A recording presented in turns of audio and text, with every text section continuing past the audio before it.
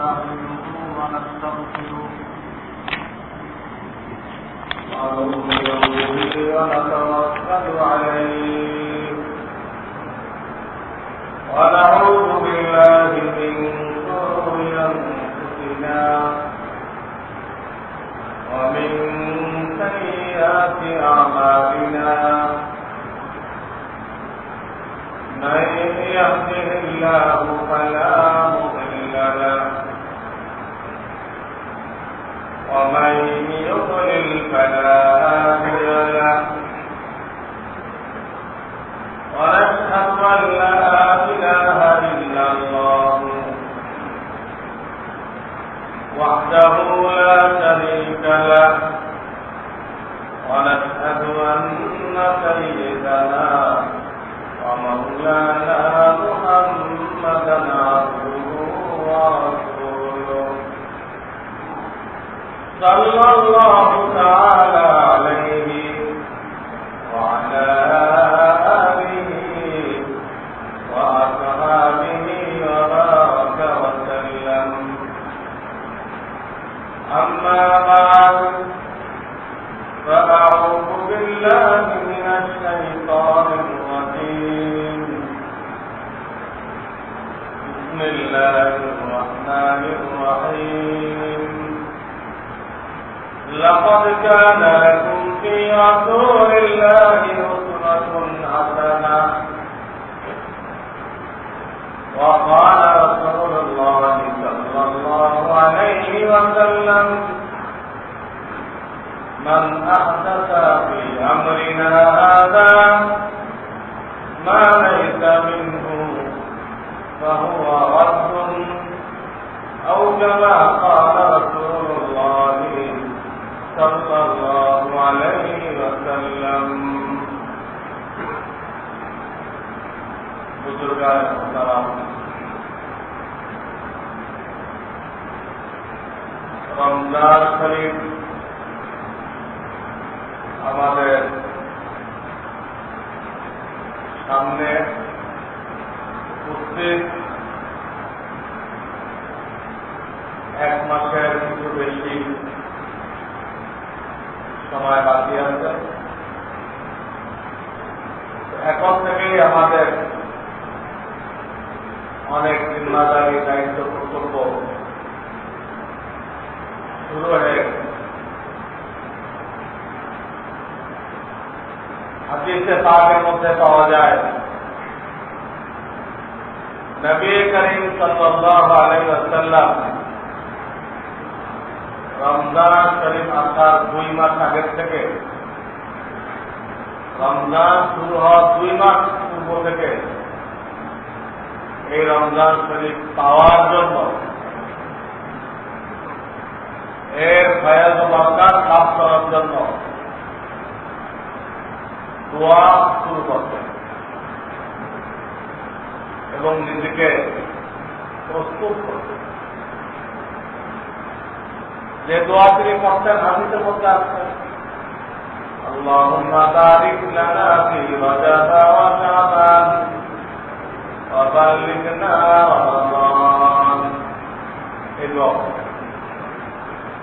তিনি পড়ার অর্থ তিনি আমাদেরকে শিক্ষা দিয়েছেন, তোমরা রমজান পাওয়ার জন্য আল্লাহ তাআলার কাছে দোয়া করো এবং নিজেকে রমজানের ফজিলত পাওয়ার জন্য প্রস্তুত করো। গাফেল অবস্থায় যে ব্যক্তি রমজান শরীফে প্রবেশ করবে সে ব্যক্তি রমজানের খায়ের বরকত থেকে মাহরুম থাকবে। আর আগের থেকে প্রস্তুতি নিয়ে গুনাহ বর্জন করে যে রমজান শরীফে প্রবেশ করল সে প্রথম দিন থেকেই যখন থেকে রমজান শরীফের চাঁদ দেখা গেল তখন থেকে আল্লাহর রহমত বরকত খায়ের এর মধ্যে কেমন করেছে ডুব দিল, রহমতের ভিতরে ডুব দিল। বৃষ্টির মতো রহমত তারপরে বর্ষিত হতে থাকবে। এর জন্য প্রস্তুত করতে হবে, নিজের জিন্দেগিকে অনুসন্ধান করতে হবে। যারা জিন্দেগির মধ্যে কোন নাফরমানি রয়ে গেছে কিনা। রমজান আমরা দিচ্ছেন মুত্তাকি বানানোর জন্য। মুত্তাকি হয় গুনাহ ছেড়ে দেওয়ার দ্বারা, মুত্তাকি হয় গুনাহ বর্জন করার দ্বারা। রমজান শরীফ সে পাইল, গুনাহ আগের মতো চলতেছে, এর রমজান তার কোনো ফায়দা হবে, কোনো ফায়দা হবে। এ তো কামারের লোহা, এক বাড়ি দেয় যেই, আর এক বাড়ি দেয় সেই, অর্থাৎ লোহা লোহাই হয়ে গেছে, এটা আর কিছু হবে। এর সেই অবস্থা 11 মাস গুনাহ করতে রয়েছে, রমজান আসছে, এখনো তার গাফলাত দূর হয়নি। তো একই অবস্থায় এই মাস কাটাই দিল। এর ব্যাপারে আল্লাহ রাসূল সাল্লাল্লাহু আলাইহি ওয়াসাল্লাম বদদোয়া করেন। রমজান পাইল, নিজেকে ওলি বানাইতে পারল না, গুনাহ মুক্ত হইতে পারল না, এর জন্য হুজুর আলাইহিস সালাম বদদোয়া দিয়েছেন। জিবরাইল আমিন বদদোয়া দিয়েছেন, হুজুরকে আমিন বলতে বলা হয়। এক রাওয়াতে পাওয়া যায় স্বয়ং রাসূলুল্লাহ বদদোয়া দিয়েছেন 3 বার, ধ্বংস হয়ে যাবে। রমজান চাইল কিন্তু নিজেকে গুনাহ মুক্ত করতে পারল। আরেক রাওয়াতে আল্লাহ তাআলা জিবরাইলকে পাঠাইছেন, তিনি বদদোয়া করলেন, আর রাসূলুল্লাহ সাল্লাল্লাহু আলাইহি ওয়াসাল্লামকে বললেন, আপনি আমার এই বদদোয়ার উপরে আমিন বলেন।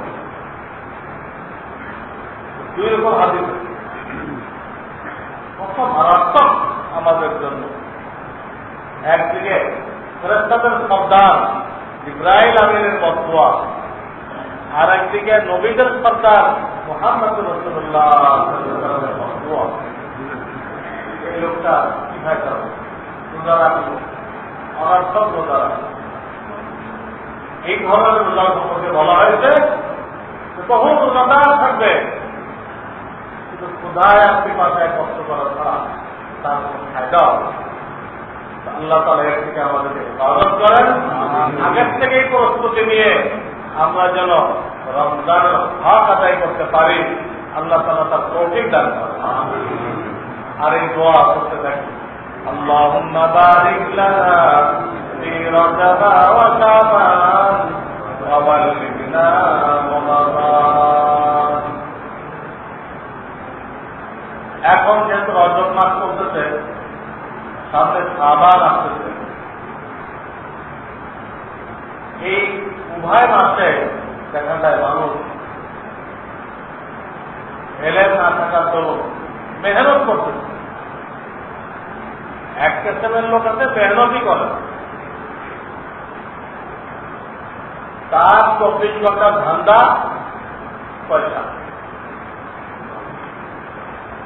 সেই চিন্তা ধারণা চলতেছে টাকা থাকলে বাঘের চোখ পাওয়া যায়। এই চিন্তাধারা করে জিন্দেগি কাটাই। এমনকি অনেকে তার বাড়ির গেটে লিখে রাখছেন ডলার, মানুষ লিখে রেখে লা ইলাহা ইল্লাল্লাহ, কেউ আল্লাহর নাম লিখে রাখে, এ লিখে রাখছে ডলার, গেটের মধ্যে ডলার লিখে রাখছে, অর্থাৎ তার খোদা হলো ডলার, ডলারের নাম। কি পরিমাণ ডলারের বিশ্বাস তার কলমের মধ্যে ঢুকছে, বস্তুবাদ এই টাইপের। এদের এই ইবাদত বন্দেগী নিয়ে কোন চিন্তা নেই, তার থিওরি দুনিয়া আনন্দ নয়, যার মনে যা মরে গেল শেষ।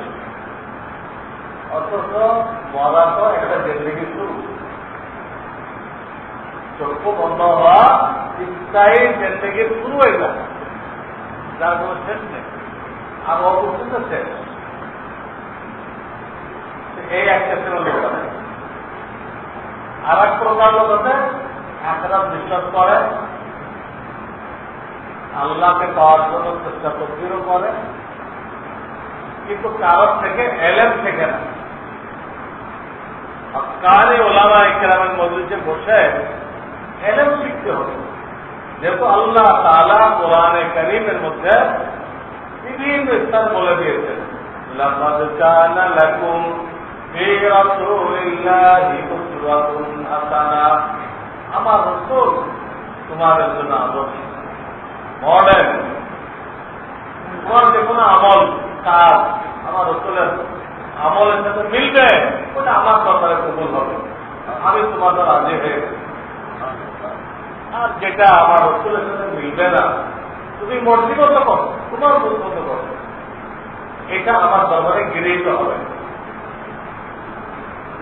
কবুল হবে না।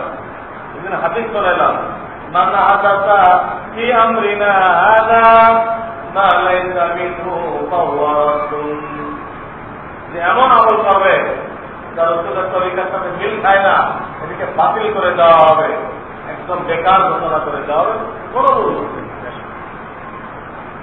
দ্বিতীয় প্রকার যারা এরা মেহনত করতেছে, কিন্তু এলেম না থাকার দরুন এই মেহনত সব বেকার। তৃতীয়, আখিরাতকে বিশ্বাস করে এবং উলামা ইকরামের সোহবত থেকে এলেম শিখে, রাসূলের তরিকা থেকে কম বেশি যাই করে রাসূলের তরিকা অনুযায়ী করে, এর বাইরে কিছু করতে রাজি নেই। এই শ্রেণীর লোকেরা অল্প আমল করলেও অনেক নেকি পায়। এদের দেখবেন ঘুমায় আছে, ওর ঘুমটা ইবাদত। ওদের দেখবেন খানা খাইতেছে, ওর খানা খাওয়া ইবাদত। ওদের দেখবেন মেহমান আছে, তার সাথে আলাপ আলোচনা করতেছে, তার খবর দিচ্ছে, এটা ইবাদত। আল্লাহ রাসূলের একটা হুকুম আছে, ওই হুকুম পালন করার জন্য মেহমানের সাথে কথা বলছে। আল্লাহ রাসূল বলে গেছেন, মান কানা ইউমিনু বিল্লাহি ওয়াল ইয়াউমিল আখিরি ফালইউকরিম যায়ফা, যে ব্যক্তি আল্লাহর উপরে ঈমান রাখে, আখিরাতের দিনের উপরে বিশ্বাস থাকে, সে যেন মেহমানকে সম্মান করে। এই হাদিস আমল করার জন্য সে মেহমানের সাথে বসে সময় দিচ্ছে। তো তার ওই মেহমানের সাথে কথা বলা ইবাদত হয়েছে। আর আপনার এমনি কথা বলতেছে, যেটা তার নেক আমল, যেটা আখিরাতের পুঁজি হইতে পারে, জানেও না, ধারণাও নেই, কিন্তু এরা যে ইবাদত, ওই ইবাদত মনে করে, রাসূলের হাদিস বাস্তবায়ন মনে করে সে করতেছে না, তার ইবাদত হবে না। দুনিয়ার বৈধ কাজ নিয়তের কারণে ইবাদত হয়। দুনিয়ার বৈধ কাজগুলো যদি আপনি রাসূলের সুন্নাত আদায় করার নিয়ত করেন, তখন ইবাদত হবে। তা নাহলে ওটা জায়েজ থাকবে, গুনাহ হবে না, কিন্তু সওয়াব হবে না। আপনি এমনি খানা খেয়ে গেলেন, আপনার কোনো নিয়ত নেই আমি রাসূলের তরিকায় খাবো, রাসূলের তরিকা অনুযায়ী খাবো, এর কোনো নিয়ত নেই, ঠিক আছে, খানা খাওয়া যায়, গুনাহ হবে না, কিন্তু সওয়াব হবে। আর যখন মনে করবেন আমার রাসূল খানা খেয়েছেন, তিনি এইভাবে খেয়েছেন, আমি সেইভাবে খাবো, আমার রাসূলের সুন্নাতকে জিন্দা করবো, আপনার খানা, আপনার ঘুম, আপনার বিবির সাথে কথাবার্তা বলা, প্রত্যেকটা কাজ, আপনার ছোট বাচ্চাকে বুকে উঠাই গেলেন, আল্লাহ রাসূল হাসান হুসাইনকে বুকে উঠাই দিতেন, তাই রাসূলের অনুসরণে আমি আমার বাচ্চাকে, আমি আমার নাতি নাতনিকে মহব্বত করব, এটা ইবাদত হয়ে গেল। এমনি করবেন তো গুনাহ হবে না, কিন্তু সওয়াব পাওয়া যাবে। তো তিন শ্রেণীর লোক হল, আমি আজকে যা বললাম, এক শ্রেণীর ইবাদতের কোন খবরই নেই, আর এক শ্রেণী ইবাদত করতেছে কিন্তু এলেন নেই, আর এক শ্রেণী ইবাদত করতেছে এবং রাসূলের তরিকা অনুযায়ী করতেছে। একমাত্র এই তৃতীয় শ্রেণী যারা, এরা কামিয়াব। এদেরকে আল্লাহ তাআলা যে উদ্দেশ্যে দুনিয়া পাঠাইছেন, এই উদ্দেশ্যে তারা কামিয়াব হয়ে গেল, সাকসেসফুল হয়ে গেল। সে মৃত্যুর সময় একদম হাসতে হাসতে আল্লাহর সাথে সাক্ষাৎ করে। সে যখন মৃত্যুবরণ করবে, মনে হবে যে একটা আমার ঘুমায় আছে, এরকম মনে হয়। যখন সে মৃত্যুবরণ করে, তাকে জান্নাত দেখাই দেওয়া। তুমি মেহনত করেছো, তোমার প্রতিদান দেখো, আগে দেখো, তারপরে মৃত্যুবরণ করো। না দেখে মৃত্যুবরণ করে না। প্রধান আয়াতটা মুমিন বান্দার যখন মৃত্যুর টাইম আছে, তাতানাজ্জালু আলাইহিমুল মালাইকা, 500 ফেরেশতা তাকে রিসিপশন করার জন্য। তাতানাজ্জালু আলাইহিমুল মালাইকা আল্লা তাখাফু ওয়া লা তাহজানু, তুমি চিন্তা করো না, পেরেশান হয়ো না। আল্লাহ তাহজানু ওয়া লা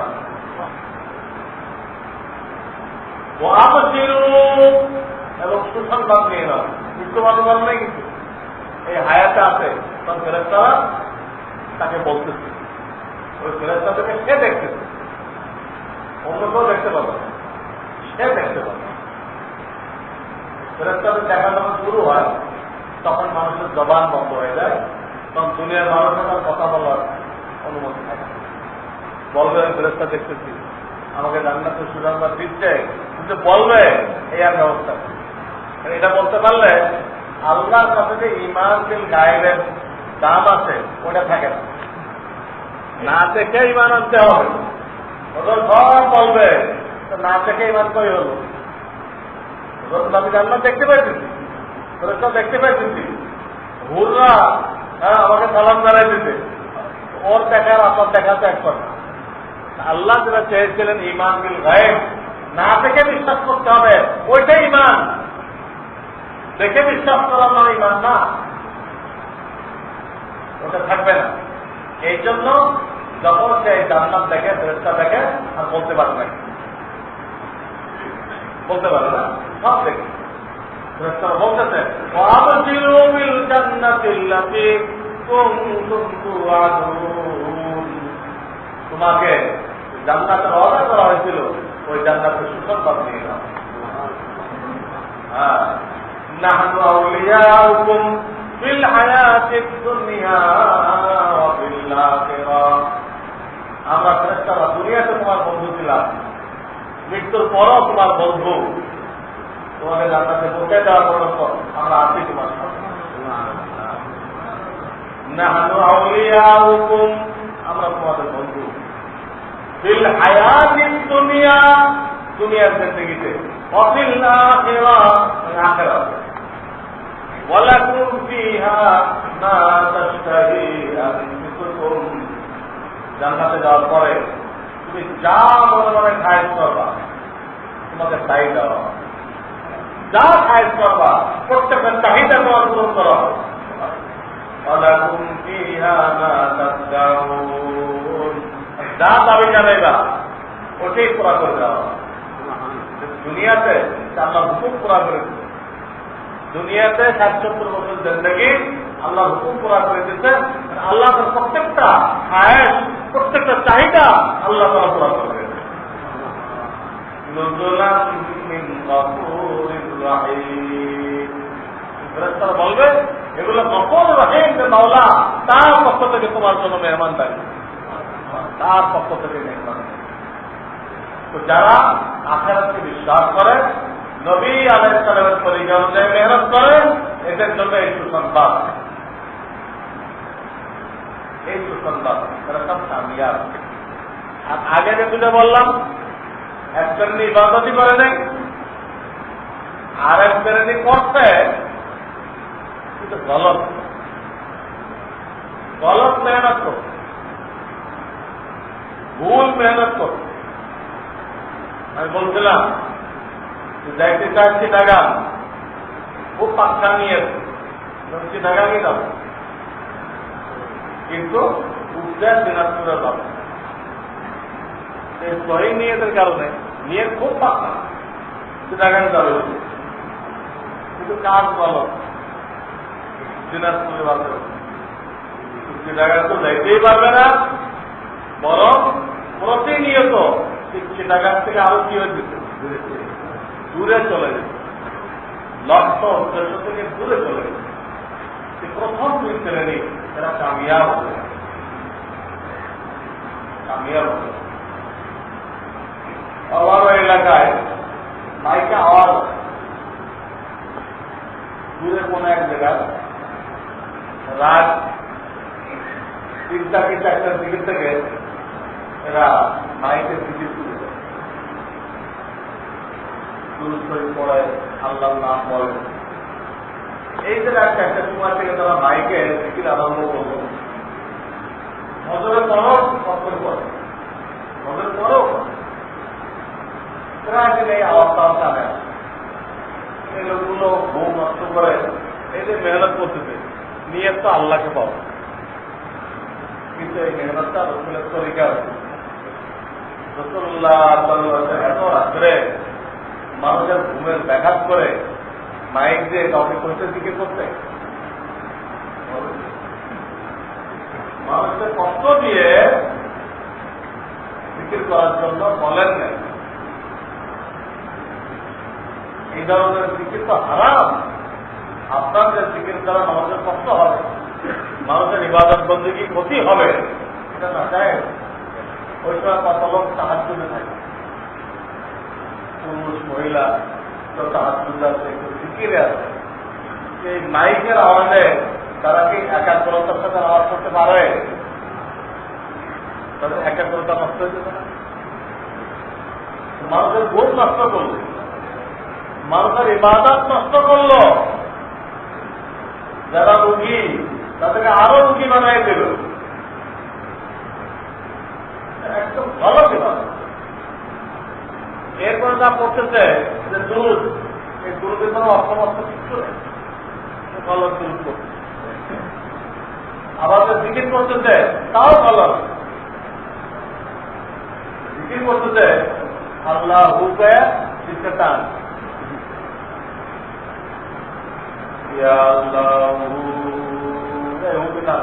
কোনো টান নেই। এখানে 4 আলিফ টান দিতে, এখানে 1 আলিফ টান নেই, 1 আলিফ টান নেই। ও তো পায় না, মো পায়, পেটেদের অসুবিধার হয়, এটাও জানে না। এই আল্লাহ নামগুলো বলতে সব গলত বলছে। এরা 4টে থেকে ফজরের পরে 1 ঘন্টা, এই যে 2-3 ঘন্টা মেহনত করলো, নিয়ে তো ভালো আল্লাহকে রাজি খুশি করার জন্য, কিন্তু কাজ তো টোটাল ভালো। এতগুলো ক্ষতি করলো মানুষের, আল্লাহর নামটাকে বিগড়াইল, দুরূদটাকে বিগড়াইল। মনে 1 ঘন্টার পরে পড়ছে, ঘন্টার কোনো এলেম কালাম নেই। ওই ঘন্টাদেরকে সপ্তাহ জান্নাতের কথা বলছে, এরপর তুমি আশিকে রসুল নেই, আশিকে রসুল হবে। দুরূদ বিগড়ায় মানুষকে ক্ষতিগ্রস্ত করে। এই হল তাদের এলেম নেই, কিছু কষ্ট করতেছে, কিছু লাভ নেই, মানুষের সাথে গুনাহগার হবে। আর একটা কিন্তু ইবাদত বন্দেগীর মধ্যেই নেই, নিজেও নামাজ পড়তে রাজি নেই, ছেলেটা পড়তে আসলে তার রাগ হয়ে যাবে। ছেলেটা তো তবলিগ ওয়ালাদের মেহনত রসিলায় নামাজ আসা শুরু করতে, এটা টাকারাই করে, কি এত রাতে উঠে যায়, সর্দি লেগে যায়, নিউমোনিয়া হয়ে যায়, নামাজ পড়লে নাকি নিউমোনিয়া হয়ে যায়। নিজেও জাহান্নামের রাস্তায় চলছে, ছেলেকেও আল্লাহ রাস্তায় চলতে দিচ্ছে না। এরকম একজন ছেলে তবলিগ ওয়ালাদের দাওয়াত মেনে চিল্লা দিয়ে আমি দাঁড়িয়ে আছি। এখন তো বাচ্চার বাড়িতে লেবুর তুই এত ছোট পাশে দাঁড়িয়ে আছি, দাঁড়িয়ে রাখার বয়স হয়েছে? দাঁড়িয়ে রাখার বয়স আছে নাকি? যখন তো উঠবে তখন তো রাখতে হবে। আর তার মাথায় ঢুকছে যে একান্ত তো রাখে, তাহলে 95 বছর বয়স হয়ে রাখুক, নাফিকরার গাড়ি শেষ করতে রাজি নেই, তো গান তো ভিতরে ঢুকে গেছে। এখান থেকে আবিষ্কার করে গাড়ি মন্দানো নাফিকের জন্য মুশকিল। তার দৃষ্টিভঙ্গি হলে এইটা এমন গোমরা যে তার ছেলেকেও জান্নাতের রাস্তায় চলতে দিচ্ছে। এক লোকের চিন্তা আমাদের জানানো হয়েছে যে অনেক প্রেসার দিয়ে দাড়ি রাখছিল, দাড়িটা কাটাই দিল। এর কয়েক মাস পর ছেলেটা মারা গেছে। ওই ছেলে কি হয়েছে? মারা গেছে। এখন আফসোস করছে যে এত সৎ হায় ছিল, এই যদি আমি আগে জানতাম তাহলে আর কাজটি করতাম, তাহলে আর কাজটি করতাম। কত গুমরাহী মানুষের ভিতরে। তো আল্লাহ রাব্বুল আলামিন আমাদেরকে পাঠাইছেন আসল বাড়ি থেকে বিদেশে। আপনার আমার আসল বাড়ি হলো জান্নাতে। এই জন্য কতগুলো রিওয়ায়াতের মধ্যে আছে যে স্বদেশ প্রেম, নিজের দেশের মহাব্বত ইমানের অংশ। মানুষ এটাকে ভুল ব্যাখ্যা করে। এটা অর্থ হল জান্নাতের মহাব্বত। এই হাদিসের মূল অর্থ হল জান্নাতের প্রতি আমাদের দিলের মধ্যে মহাব্বত থাকতে হবে, আকর্ষণ থাকতে হবে, ওর জন্য মেহনত করতে হবে। তো লোকেরা ব্যাখ্যা করে কি প্রত্যেকে যে যে দেশে আছে ওই দেশের মহাব্বত করা এটা ইমানের অংশ।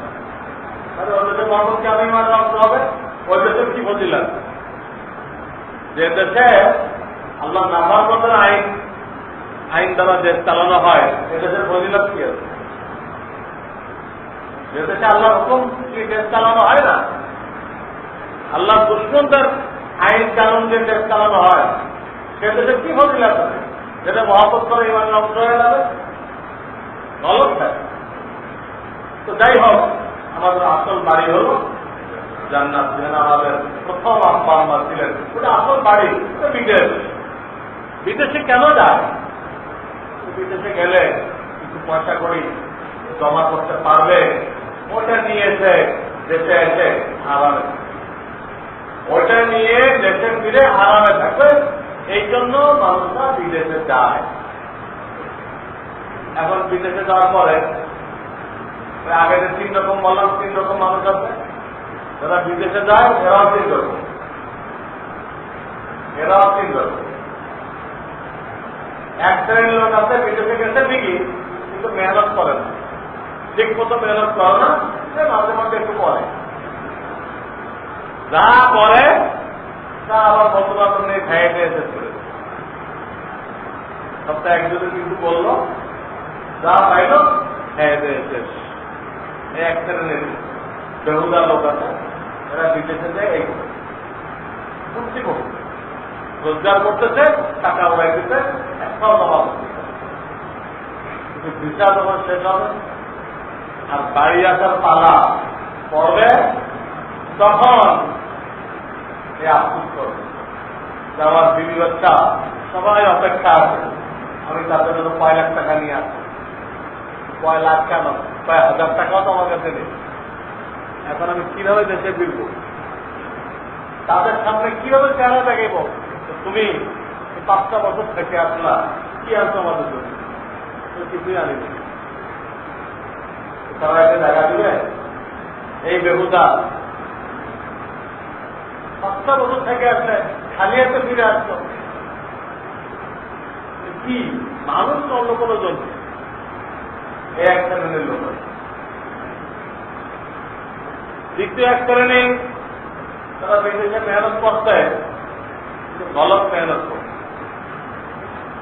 গলত মেহনত করছে। মেহনত করার তরিকা সেই প্রসেস অনুযায়ী মেহনত করতে হয়, তাহলে বেতন পাওয়া যায়। এর কোনো প্রসেসে ধার ধারল না, গলত মেহনত করলো, বা তাকে একখানে ডিউটি দেওয়া হলো যে আর একখানে ডিউটি করলো, তো বিল কি পাবে সে? তাহলে বলে তুমি এখানে ডিউটি করো, সেখানে এখানে তো অনেক লোক আছে, ওইখানে করো, আর একখানে গেল, তার দুই করবে। আমাদের খুব মেহনত করবে, কি ফায়দা হবে? ওকে বেতন কে দিবে? বেতন কে দিবে?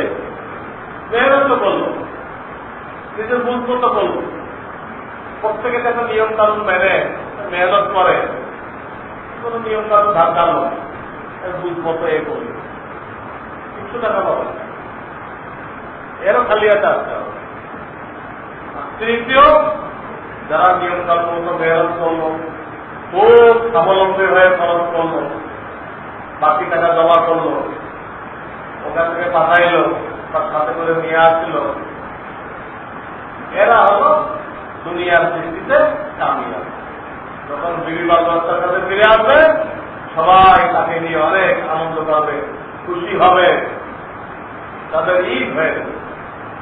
আর প্রথম দুই ব্যক্তি এতো তাদের ফিরবে কি দিয়ে? কিছুই নেই। তো যারা আখেরাতকে বিশ্বাসই করলো না, ইবাদতের কোনো প্রয়োজনই মনে করলো না, খালি ডলার ডলার টাকা টাকা করলো, দুনিয়ার চাকরিত্ব দেখে ভুলে গেল, এ ওই প্রথম ব্যক্তির মতো যে কিছু কামাই দিল, খেয়ে দেয় শেষ, কিছুই রাখে নাই বিবি বাচ্চার জন্য। এই ব্যক্তিও ডলার ডলার করে সব কামাইলো খাইলো, কিন্তু এখানে কোনো কিছুতে জান্নাতে দিতে পারবে না। ওখানে তার পরিবার আছে, ওখানে তার হুর আছে, ওখানে তার বিলমান আছে, তাদের জন্য কিন্তু সততা এখান থেকে দিতে হবে। নাই নেই তো, যে সওদা জান্নাতে চলবে সেই সওদা এখান থেকে নেই নাই, এইখানে চাকরি করে ভয়ে পড়ে এটার জন্য সময় নষ্ট করে এখন যখন একটু বুড়া হয়ে গেছে, সহজার টাইম আসছে, আফসুস করতেছে কি নিয়ে যাবো, আল্লাহর কাছে কি পেশ করবো, এখন আফসুস করলে কি হবে? এখন যে মালাকুল মউতের কাছে টাইম চায়, কোরআনে আসছে, কোরআনে আসছে লাউলা আখখারতানি ইলা আজালিন করিব, হে মালাকুল মউত, অল্প একটু সময় দাও, অল্প একটু সময় দাও,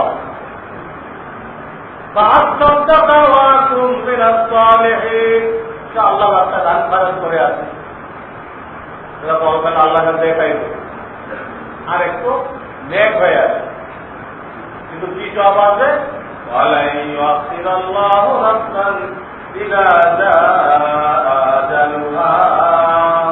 তোমার ভিসা শেষ, তোমার ভিসা শেষ, 1 সেকেন্ড বাড়ানো হবে না, যা ঠিক করা আছে এই টাইমে তোমাকে মৃত্যুবরণ করতে হবে, 1 সেকেন্ডে বাড়ানো হবে।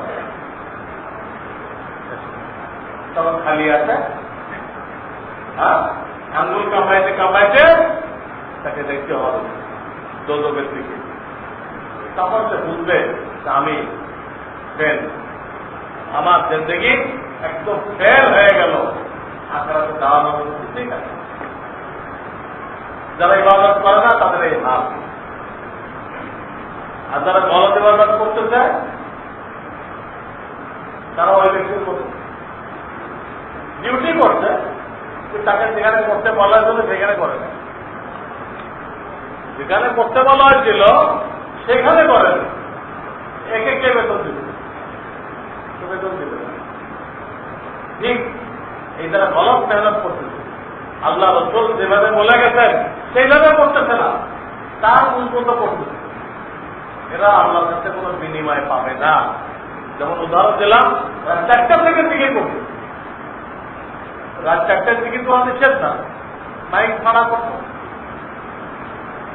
সঠিক টিকিট করত, মাইক ছাড়া সঠিক টিকিট করত, তাহলে নবী করিম সাল্লাল্লাহু আলাইহি ওয়াসাল্লাম তরিকা মতো হবে, সব পাইছে। মাইকে করছে আবার আল্লাহর নাম ধরে বিগড়ে, এইভাবে বলা হয় নাই তো, মেহনত তো করলো, ডিউটি তো দিল, কিন্তু এমন ডিউটি দিল যে ডিউটি তাকে দিতে বলা হয় নাই, এও আল্লাহর কাছে কিছুই পাবে না, কিছুই পাবে না, সব মাত্রই ঘোষণা করা হবে। এই রজব মাসে সাবান মাসে এটাই কিন্তু হয়েছে, এখন তো রজব আর সামনে সাবান, এই 2 মাসে এই ধরনের কাজ বেশি হয়েছে। অর্থাৎ যারা ইবাদত করে, একদিন তো করেই না, যারা করে তাদের কোনো একটা গ্রুপ ওই ইবাদতটা এমন ভাবে করতেছে যেভাবে আল্লাহ বলেন নাই, যেভাবে আল্লাহ রসুল বলেন নাই, ওইভাবে করছে, তাহলে কি ফায়দা হবে? যেমন তারা লাইলাতুল মেরাজে সবে বরাত, সবে কদর তো প্রত্যেক বছর আছে, প্রত্যেক বছর আছে, ওর ফজিলত হাদিসের মধ্যে আছে।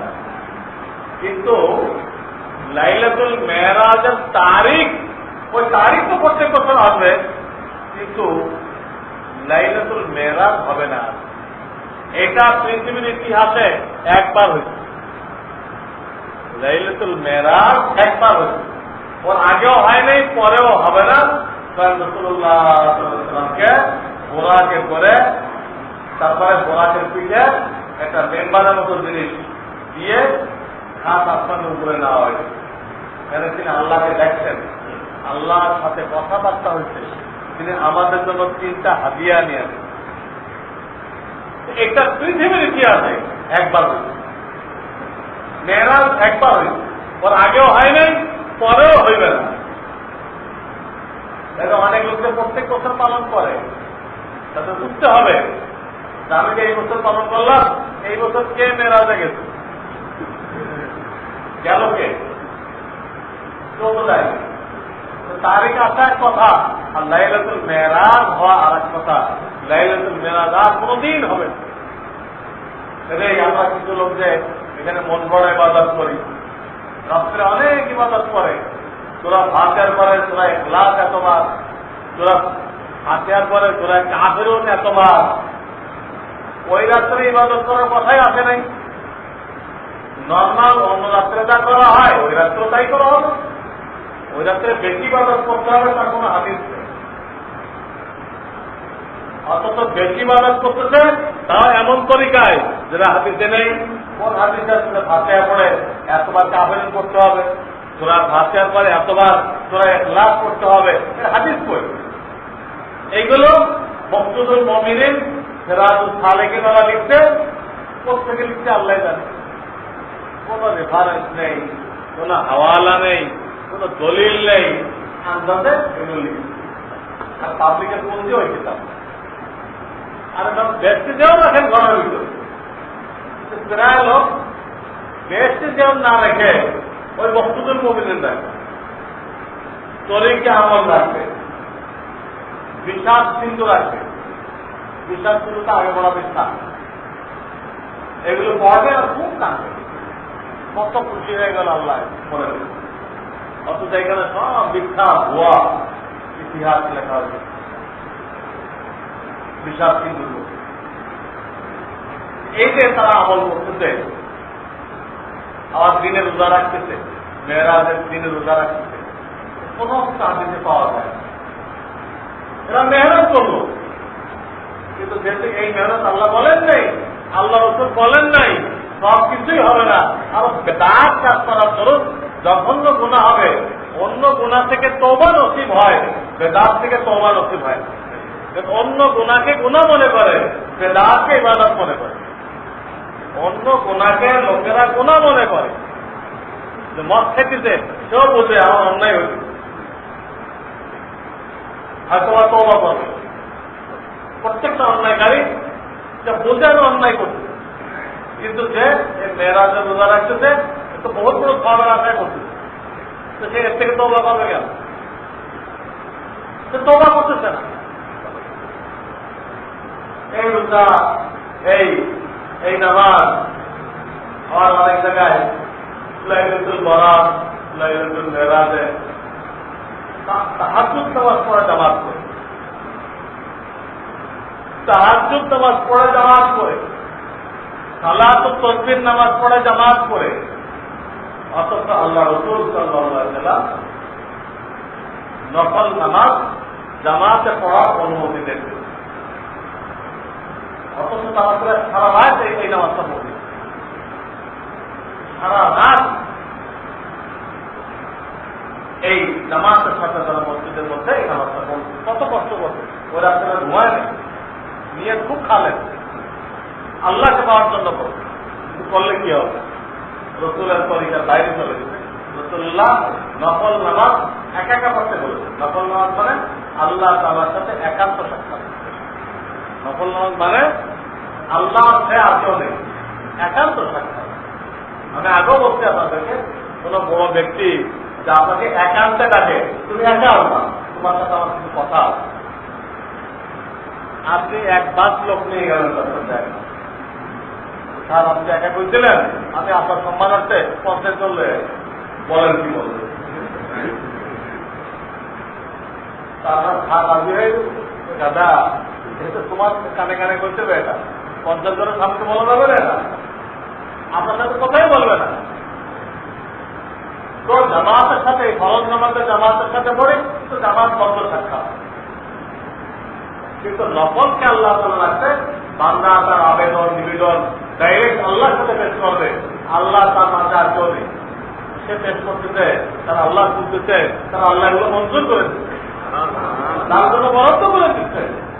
এইখানে জামাত সহ আসলে আল্লাহ তাআলা বাতিল করে দিবেন যে একান্ত সাক্ষাতে দরবার নিয়ে আসবে না। দেখেন এই লোকগুলো সারা রাত জাগলো, মসজিদে থাকলো, নামাজ পড়লো, সব কি দিল,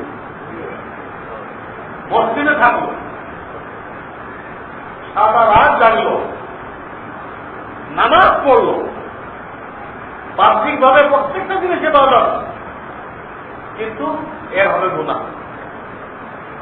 আমি আগেও বলেছি হাসরের ময়দানে আল্লাহ রাব্বুল আলামিন ইবাদতকে গণনা করবেন না, ওজন করবেন। আল্লাহ তাআলা ইবাদতকে গণনা করবেন না, কে কত ইবাদত নিয়ে আসছে এটা গণনা করবেন না, মিজান নামক দাঁড়িপাল্লা ওজন করবেন। আর আমলের ওয়েট হবে রাসূলের সুন্নাত অনুযায়ী আমল করবেন। নবী করিম সাল্লাল্লাহু আলাইহি ওয়াসাল্লামের তরিকা অনুযায়ী যদি আপনি আমল করেন তাহলে আপনার আমলের মধ্যে ওয়েট পয়দা হবে, ওজন হবে। এই লোকগুলো সারা মসজিদে থাকলো, সারা রাত জাগলো, জামাতের সাথে ইমাম সাহেব তাদেরকে নিয়ে জামাত করে তাহাজ্জুদ পড়লো, জামাত করে সালাতুত তাসবিহ পড়লো, এর কোনটার মধ্যে রাসূলের তরিকা নেই। রাসূলের তরিকা যখন নেই, সারা রাত্রের ইবাদত যখন মিজান দাঁড়িপাল্লায় তোলা হবে, কোনো ওয়েট আসবে না, কোনো ওয়েট আসবে না, কিচ্ছু ওজন আসবে না, বরং গুনাহ পাল্লা ভারী হবে, ওটা দিয়ে গুনাহ হয়েছে। আর এক লোক সে নিজের ঘরে 2-10 টাকা পড়ছে, চুপচাপ পড়ছে, নকল নামাজকে চুপচাপ পড়ছে, পড়ে যখন ঘুমাচ্ছে, ঘুমে ধরছে, ঘুমাই গেছে। সারা রাত ইবাদত করা কিন্তু শরীয়ত পছন্দ করে, সারা রাত ইবাদত করা, মাহফিল করা এগুলো শরীয়তে পছন্দ করে না। এই জন্য এতে হজরের নামাজ নষ্ট হয়ে যায়। হজর তো আমরা পড়তে আসবে, তার ব্রেন কাজ করছে, মাথা খালি ঘুরাই দিচ্ছে, সব কি পড়লো না পড়লো, 1 রেখাত পড়লো না 2 রেখাত পড়লো, এই কিছুই বলতে পারে তো মাথা ঘুরাই দেয়। তবে নকল করতে যায় ফরজ নষ্ট করে দিলেন, এটা আল্লাহ তাআলা পছন্দ করে। এগুলো সারা জায়গা এটাই অপছন্দনীয়। তাই কবিরের নামে জাগেন, তাই ওয়াজ মাহফিলের নামে জাগেন, তাই সবে বরাতের নামে জাগেন, তাই সবে কদরের নামে জাগেন, আল্লাহ তাআলা পছন্দ করে না। শুধু ফজরের নামাজ নষ্ট, তারা ঘর ইবাদত করলো, যখন ঘুম না আসে নামাজ পড়লো, যেই ঘুম এসে গেল তখন সে খেয়াল করলো আল্লাহর হাবিব বলে গেছেন যে ইবাদত করতে করতে ঘুমে ধরলে ঘুমায় দাও, ঘুমায় দাও। এখন যদি না ঘুমাও তো সূরা কেরাত উল্টা পাল্টা পড়বা, কোরআন তোমার জন্য বদদুয়া দেবে, কোরআন তোমার জন্য বদদুয়া দেবে, ঘুমায় দাও। এই নিয়ে এসে ঘুমাও, আল্লাহ তৌফিক দিলে আবার উঠবো, শেষ ক্ষেত্রে আবার উঠবো, এই নিয়ে ঘুমায় দাও। এই লোকটা 10 টাকা পড়লো, ওটা আল্লাহ হুকুম অনুযায়ী হয়েছে, নবীর তরিকা অনুযায়ী হয়েছে, আর ঘুমায় গেছে, ওটা কার হুকুম? তার রাসূল সাল্লাল্লাহু আলাইহি ওয়াসাল্লামের সুন্নাত। ইবাদত করতে গেলে করতে করতে ঘুমাচ্ছে, ঘুমায় যায়, ওই ঘুমের মধ্যে রাসূলের সুন্নাত আছে। 10 টাকা পড়ছে, ওখানে রাসূলের তরিকা আছে, ঘুমায় গেছে, ওখানে কি আছে? তরিকা আছে। আবার ফজর নামাজ সুন্দরভাবে পড়ছে, ওখানে তরিকা আছে। বাহ্যিকভাবে আপনি এই লোকটার ইবাদত কম দেখবেন, এই ইবাদত কি দেখবেন? কম। কিন্তু কম হোক, এর মধ্যে নবী করিম সাল্লাল্লাহু আলাইহি ওয়াসাল্লামের তরিকা, এই তরিকা থাকার বরকতে হাসরের ময়দানে এইগুলো তো দাড়ি পাল্লায় তোলা হবে, তো সাংঘাতিক ওজন হবে, বহুত ওজন সহিভাবে হলে ওই একেবারে খুব ওজন। বুখারীর কাছে যাবে না, দুটা বাক্য এরকম আছে যা রহমান নিকটে বহুত প্রিয়, জবানে খুব সহজ, আর মিজান নামক দাড়ি পাল্লায় খুব বেশি ওজনদার। বুখারী শরীফে এসেছে কি সে দুটা বাক্য? সুবহানাল্লাহি ওয়া বিহামদিহি সুবহানাল্লাহিল আযীম, সুবহানাল্লাহি ওয়া বিহামদিহি সুবহানাল্লাহিল আযীম। আমার কথার খোলাসা এটা, এই সবে বরাত নিয়ে, এই সবে বরাত নিয়ে সরকার বহু গলত কাজ করছে, মেহনত ঠিকই করতেছে, কিন্তু কোনো ওজন আছে, সব মেহনত থাকে। এই জন্য আপনাদের খেদমতে আমার দরকার যে সহি মশলা জেনে আপনি ইবাদত অল্প করেন। এই অল্প ইবাদত আপনার নাজাতের জন্য যথেষ্ট হয়ে যাবে। ওঠে অনেক ওজন আসবে, আপনার নেকির দাড়ি পাল্লা ঢুকে যাবে, গুনার দাড়ি পাল্লা হালকা হয়ে যাবে, আপনার জন্য নাজাতের ফয়সালা হয়ে যাবে। এই সমস্ত রাত নিয়ে ওই মকসুদুল মুমিনিন পড়বেন, এসব কিতাব ঘর থেকে সরাই দেন, নেতৃত্ব রাখেন, ওলামায়ে কেরামকে জিজ্ঞাসা করেন, অল্প করেন, অল্প আমল নাজাতের জন্য যথেষ্ট হয়ে যাবে। আল্লাহ তাআলা আমাদেরকে আমল করা তৌফিক দান।